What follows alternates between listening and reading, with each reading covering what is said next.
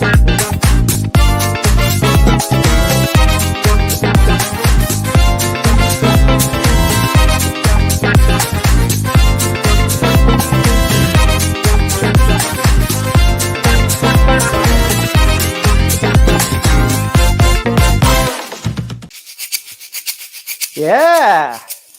our new theme tune is a bit Starsky and Hutch, that one, I think.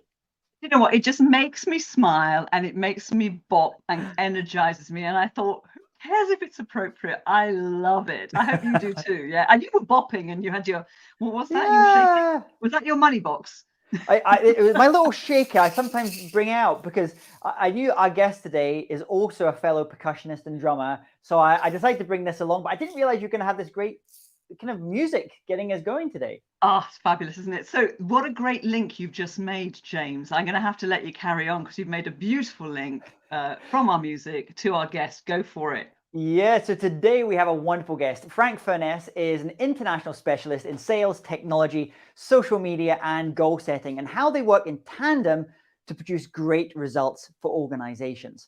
He is the past president of the Professional Speakers Association of Europe and past chair of the International PEG for the National Speakers Association of the United States.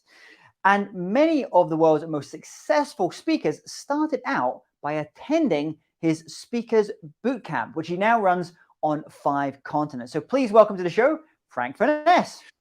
Hey, it's great to be here, James. Hey, Maria. Wonderful to be with you. Oh, wow.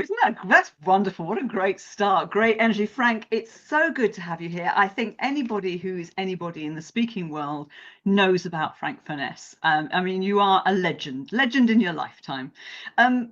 Share with us, Frank, how you got started as an international speaker. How did you get started and establish yourself internationally? So I used to be really good at sales. I moved over to England in 1993 in financial services. Within 4 years, I was amongst the top 5 people. So big companies started saying, can you come and tell our salespeople how to do it? And I started speaking at these conferences and somebody offered to pay me. And one of these conferences was a company called Royal Scandia. And I thought the conference went really well. Let me go in and see the CEO. Went in and said, hey, Mike, I know you've got offices all over the world. What about putting me in front of all of your people? And he said, I'd never thought of that. Sure. And they started sponsoring me to go to brokerages all over the world. And that was the first taste of it. So sponsorship is a big thing. If you can get big companies to sponsor you, I've had companies like HSBC that have sponsored me to go and speak to their teams all over the world. Whenever I go and speak to an international company, I also ask them what other offices they have. Can they introduce me to those offices? And of course, it's a warm introduction. I've just done their conference or worked with their team. So that works pretty easily. And the fourth thing I do is whenever I'm in a new country, before I go, I make contact with all the speaker bureaus or agents, meet up with them, have a cup of coffee. And once you've got that bond going, a lot of the times they'll come in and watch you. And once they've watched you and seen you on stage, that's where it all starts to happen. So that was my start, really, just by approaching one guy and saying, sponsor me to go around the world. You make it sound so easy, Frank. You make it sound so, and actually the steps are very easy, but I suppose really the secret is to be brilliant on stage first, right? That's always got to be the thing. I mean, if you shine on stage, you're going to get referrals. You're going to get all kinds of stuff. 90% of my work now is people that have seen me or repeat work. You know, as much marketing as I do, that's still your best advert ever, is being just great on stage. So tell us a little bit about like Frank Furness Inc. You know, what does your speaking business actually consist of? What are the services and the products that you offer to your clients? So it's quite interesting. Before with my wife, we used to run a big speaker business. And since I've been on my own, I've decided I want to stay solo because I travel all the time. I live between Spain, America, and England. So I try to not work more than 8 or 9 months a year because I like to have fun. I play tennis twice a week. I play paddle. So in amongst that, I'll try and do maybe 3 or 4 keynotes a month. That's fine. And now it's all Zoom, as you know. I try not to do training because that's really hard work, but I'm doing a lot of coaching and consultancy. So I've got a couple of big companies that have got me on a retainer, and maybe twice a month I'll do an hour with their team, and that works absolutely brilliantly. And lately what's happening is I'm really well known in one niche, which is the offshore financial services. So I've got big fund management companies coming to me when they have launches and saying, please train our people to go out and launch this new product. So I'm working one-on-one with the people getting the launches there. And from that, other financial services companies have seen me. So last week, I just did a thing with a big trust company in Mauritius where they want all of their people to upsell all the products and services they have. So it's a sort of mixture of all of that. But on top of that, I mean, we all know when COVID hit us, our books went boom. There was nothing there. In fact, I had to pay back some people, which really hurt. And I had to reinvent myself. So I got Kajabi and I put 9 online courses together. And while I was sort of reestablishing again and getting the balance right, I sold hundreds of courses. So that sort of kept the income cycle going for me. And the new thing I'm going to be doing is starting a few membership sites, hopefully towards the end of this year. So I was talking to my wife earlier today, and we were talking about, like, what have we learned from this experience of COVID, of the pandemic? How are we going to do things differently as things start to open up again? You mentioned there you're launching you've been launching online courses, online memberships, coaching. Do you have a sense, like, what do you think your business, or where do you want to design your business so it's looking like in, let's say, 2 to 3 years time? What's the structure of it? What kind of different revenue streams that maybe going to be different from the ones that you have now or you've had before? 6 months a year working, not more than that. From the membership sites and the online, I want that to be bringing in just about all of the income. Apart from that, I want to do maybe 2 or 3 really nice international gigs, because sometimes we do the gigs because the pay is good, but it's not really that great, you know. So I want to do just the really good ones where we're going to hopefully be flying out again and doing those. And for me, it's always been a lifestyle business. You know, so many speakers are, I'm going to go and change lives, I'm going to change people. But no, for me, it's a lifestyle. Somebody pays me money to go and stay in a nice hotel, speak to their people. I make a few changes. It's a win for them. It's a win for me. And what I'll never do is fly in and out of a great country. So if I go in, I'll always take an extra week. And here's another thing I do. I also barter, because often speakers say to me, you know, they don't want to pay my full fee. Well, then barter. So a lot of the times I'll just say to them, you can't pay full fee. I'm in Kuala Lumpur. I'm staying at the Shangri-La Hotel. How about giving me an extra week there, all expenses paid, in a suite? And I said, well, that's pretty cool, because normally they've got corporate rates. Comes out of a different budget. So there's so many things that we can do as speakers, which is not the norm. You can be a little bit of a maverick and do things differently. I love that. I love that. An extra week at the Shangri-La, all expenses paid. That's very cool, Frank. I also love the fact that you have such a variety of services and products in your business, and that you were saying that you evolved. So you got yourself Kajabi over during COVID, and obviously you must be quite techie if you use Kajabi. Did you teach yourself? Did you have to learn new skills as well in COVID? So I've always been a bit of a techie kind of person, but Kajabi is like the biggest learning curve I've ever gone through. I mean, for 2 months, I was just on the line to them all the time, phoning, watching videos. But once it sort of clicks in and you learn the basics, it works really well. I also love video marketing. So I've got 1,000 videos on YouTube, and that's also great for me. So I've learned to work with Camtasia and a few other programs. So in my spare time, almost as a hobby, I'm creating content and I'm doing things. I don't see it as work. I see it as a hobby because I'm really having fun. And actually, one of the reasons that I mean, obviously I've heard you speak. I know you. I've known you for years. I've known of you, Frank.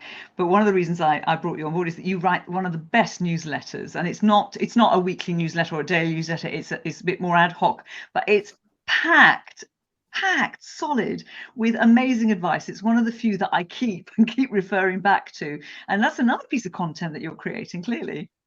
Yes, so I have my newsletter going out, and I have another one called franksocialmedianews.com, which is just all of the latest social media. It comes out every Monday.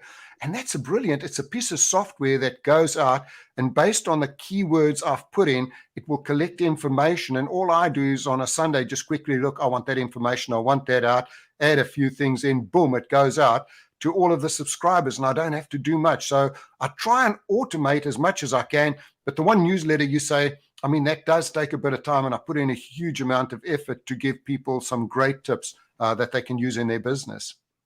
I've made a note because I want that one as well now, Frank, on a Monday. I didn't know about that one. I feel like I've got FOMO. So Frank, you're a real kind of specialist at marketing yourself. So you've marketed yourself, your speaking, your keynotes and things, and now you're in the process of kind of marketing these online courses, these memberships. So I'm interested to know maybe what was the differences you've found in terms of marketing these different types of products, because they are quite different. That client that books you to go and give a keynote somewhere is different from selling someone an online course. Maybe it's a direct to consumer as well. So what are some of the secrets that you have learned about marketing to these different types of programs? So I think the thing is, you've got to know who your target market is. And my best form of marketing at the moment is LinkedIn, and of course my subscriber list. My subscriber list is 10,000 people that have seen me. So that one's easy. But on LinkedIn, I'm trying to get strangers. I'm close up to the 30,000 mark. So I have a couple of markets there. I do a lot of keynotes in the health and fitness industry. I'm doing one with the biggest group in Finland tomorrow, the health and fitness group. I do a lot in financial services. So those are two big groups that have gone onto LinkedIn, and I've built up big followers over there. And I put out specific information to go out to them. So again, getting the right kind of keywords in. But also in my posting, every post has a strategy that leads them either to a free webinar, to sign up for a newsletter. So everything has a strategy to say, come to me. I want to try and get you to do something sometime in the future. So on LinkedIn, I need your advice then for LinkedIn, because I'm kind of like on LinkedIn, never been particularly. I mean, this is going out on LinkedIn, but about 7,500, 8,000 connections there, but never really kind of focused particularly. So what if you just gave advice to me? What are those three things that you would suggest that I should be doing on a consistent basis in order to kind of get to that kind of 30,000 or get the kind of impact you want to have? Okay, so number one, James, you're an innovation speaker, aren't you? Yes. Okay, so if I was you, I would go international innovation speaker, take those three keywords, put it into every bit of social media that you've got, so that when somebody types that in, you own the first page. If any of you go and take a look at sales technology speaker, I own that first page. It's just me everywhere in the world. It doesn't matter what country you've gone to, and I've done that for 10 years. So for two reasons. One is now LinkedIn is owned by Microsoft. So if you go and you optimize your LinkedIn, that's number one, go and optimize it, you're going to be found on the first page of Google without paying for it. The second thing is you've got to understand the algorithm. So you've got to post regularly. So I spend an hour every morning between 7:30 and 8:30, the golden hour. I post and I go out and I comment on other people's posts, the people that I want to be following me, and I want to take some specific action. You have different kinds of posts. So you have your normal kind of post, but LinkedIn, like all of the other channels, want you to stay there. So they love PDFs. So Maria, if you have a PDF on how to be a great speaker, 10 pages, they love that because people page through it and they're watching it. Of course, have videos now that you don't get as many video views, but it still works really well. You've got your normal posts. But the number one post for me is putting in a poll. LinkedIn loves polls. So once a week, I post a poll, and on average, I get about 50,000 views. But even better than this, James, once you get this, if you're going for an innovation, so you might have directors of companies or whatever it is, once you put out that poll over there, it actually gives you the names and the links of all of the people that have been in the poll. So now you can go and approach them and say, hey, I'm James, I'm an innovation speaker. I saw that you liked my poll on whatever it is, the future trends in business. Can we set up a Zoom call? And from that's where it all starts to happen. See, this is why I love you, Frank, because you put everything out there and you are so open, you're so giving in terms of your knowledge as well. So there's just everything you said there. Fantastic. I love it. Love it. We're going to start doing that now. Wonderful. I will be watching you. I'll be watching you, James. Good. Keep me honest. Keep me honest, Maria. and of course, the other thing, James, is YouTube. I'm really big on search engine optimization, and I teach a lot of companies to get onto the first page. They spend tens of thousands on videos, but just because they don't put the right keywords in the title, description, and the tags, they never get found. So just tiny little things that make huge differences in business. And this is what I speak to businesses about. Fantastic. Well, Actually, if anyone's watching this just now and they're looking for that great speaker on advice on social media marketing, now you know who the person is you need to be bringing in for your event. Yeah, any sales, actually, all things sales, actually, Frank, really, he is the man.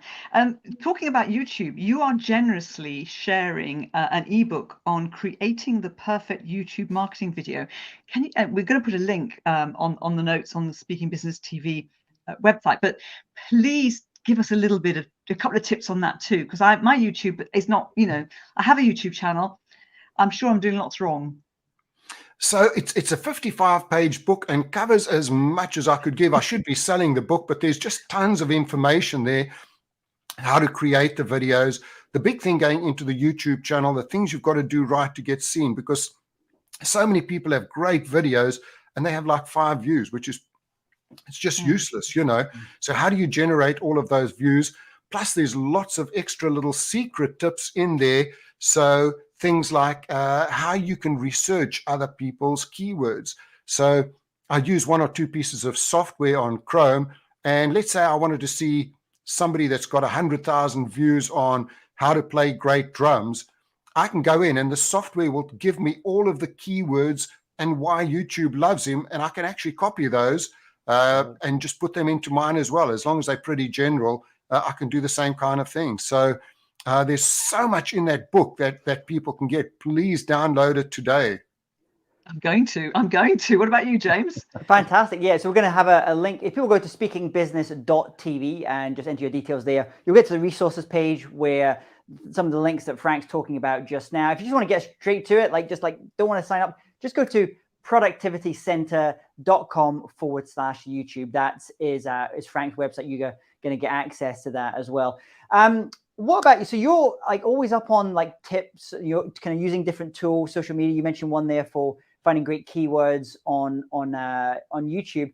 What is your kind of favorite tool right now? Still, Camtasia is still my favorite for video editing. And I mean, it's quite funny. I've got a little list here that as soon as I find a new tool, I just put it onto my list so that I remember it. And there's a couple of great ones that have just come up here. CoachSnap.com. Take a look at that there. CoachSnap. Headliner.app.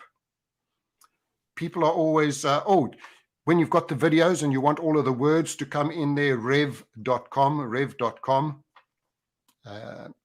What does Coach Snap do? Gosh, I'm going to have to go into it and just I think that's business cards. If it's the same one I'm thinking of. Yeah, no, because I've got Headliner and I've got Rev, and so that's a new one on me. CoachSnap.com. If anybody knows who's listening in, let us know. Maybe what we need to do, Frank, you need to take a photo of that, post that on LinkedIn, and we can all start Frank's top list of tools or something like that. In fact, one of the things I'm going to start doing is a series of videos, just 30-second productivity videos, just on every tool, because I've got so many different tools there. Another one that somebody just told me about, I haven't looked at it, is called officehours.global.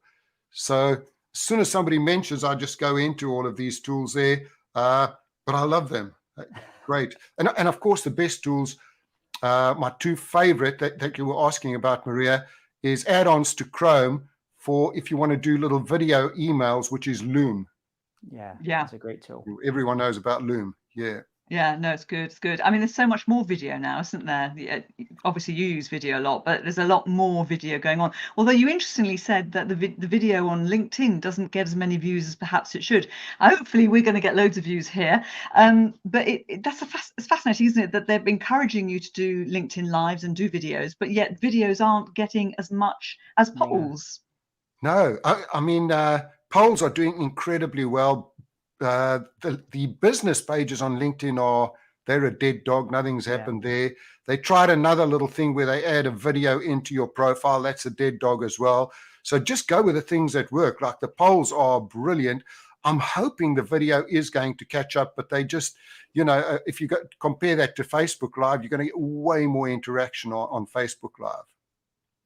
Yeah, okay. And actually, one of the other tools you mentioned to us was something called Plexicam. Are you using that now? Oh, yeah, this is fantastic, because, a lot of the time when you're speaking, you're all over the screen, you're not making eye contact. The moment I'm looking into the camera, And this is what it looks like. So it hooks straight onto your screen over there. You can position your little camera wherever you want it. And you both know I'm in sales. Guess what? I'm an affiliate for this already. Yay! Of course. I'll send you the affiliate link. I've got one. I've got one of those. Brilliant. So we're gonna actually have the link there as well, and you also give Frank a bit of credit if you buy from that link. Just go to speakingbusiness.tv, and in the resources there, you're going to get that link to Frank's link there to PlexiCam. He needs the money, don't you, Frank? Why not? I've got to buy more ice creams down on the beach, and then I've got to pay for the gym to work it off again, you know. And actually, I'd like to come back to something you mentioned earlier, because you say you work 8 months and then you have 4 months off, and your plan is to work 6 months and to have 6 months off. How does that work? Does that work that you say, I'm working, you know, I'm taking off these specific months or do you work 2 months and have a month off? Or how do you plan it? How do you make it happen? I need to work out how to do this. Normally, I would take off August and December. Those would be definite months. And then other months, I'd maybe work a week in the month or 2 weeks in the month. Or the other weeks would be where I'm speaking at a beautiful place, and the extra week is just where I'm lying on the beach doing nothing. So it's sort of pretty ad hoc. Also, I like to take a lot of time off for sports. So over here, I'm playing tennis twice a week. I'm playing paddle twice a week. So a lot of the weeks here, 4 mornings, I'll be out playing tennis, and I'm just working in the afternoons. So that's how it sort of balances out. I don't do any sort of real structured kind of thing. I just like to have lots of time off. Excellent. James, do you manage to schedule lots of time off? It never works. It never works. I'm not disciplined enough. My wife laughs at me when I say, okay, we're going to take the whole of August off. We're going to just do nothing.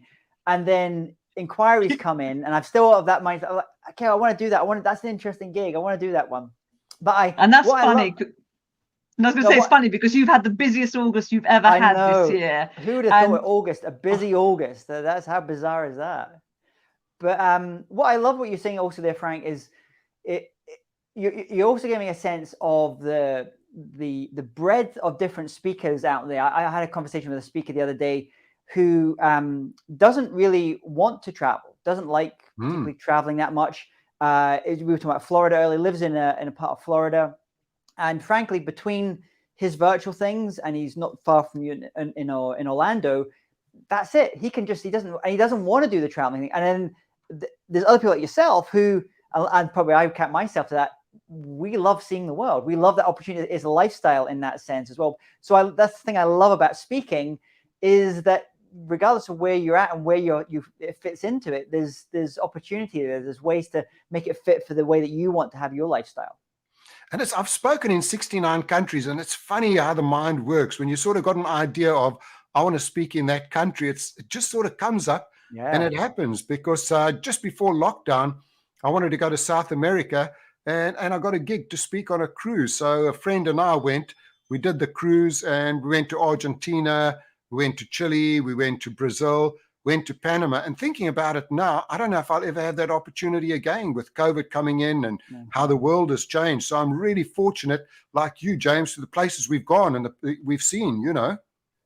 And some great music there as well. Being a percussionist, there's some great music in Latin America there. Oh, in Brazil. Just a little offside over there. In Brazil, we stayed at this fantastic hotel, and right next door is a place called the Little Club, and it only holds 25 people. And Sergio Mendes and a lot of other people did their start there. We went over there. There was 2 musicians, a singer and a guitarist, that just blew my socks off. Never seen anything like it. So those are the great parts of being an international speaker, is going, exploring, seeing things, doing things, and seeing the world. It's great just to be on stage, but think about all the other things we can do off stage. Maybe what you need to be doing, Frank, there's a thing that the Rolling Stones do when they're on tour. So they have their main show, those big stadiums, those big events.